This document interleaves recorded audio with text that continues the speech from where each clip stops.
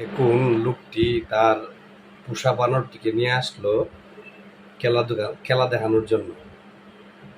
তো খেলা দেখাইতে নিয়ে আসার পরে কিরকম আচরণ করতেছে। তো আসলে সময় খারাপ হলে যা হয় আর কি।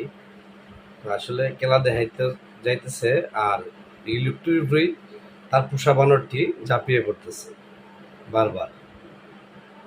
তো ভিডিওটি আসলে আমার কাছে খুব ভালো লাগলো দেখে। আসলে ভালো বলতে কি, আসলে সময় খারাপ হলে যাওয়া হয় আর কি, তাই হইতেছে।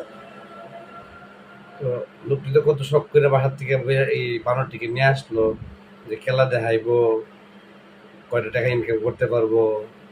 তো সব মিলে ইনকাম তো দূরের কথা, তার উপরে চাপায় পড়তেছে কি যে করা যায়।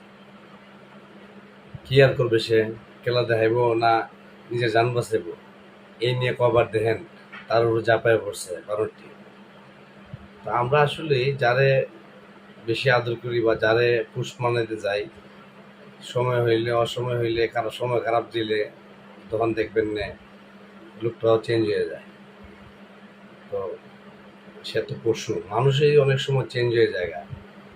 যে সময় খারাপ হইলে নিজের বন্ধু বান্ধবী দেখবেন পিছ ছেড়ে দেয়, আর সে তো একটা বানর।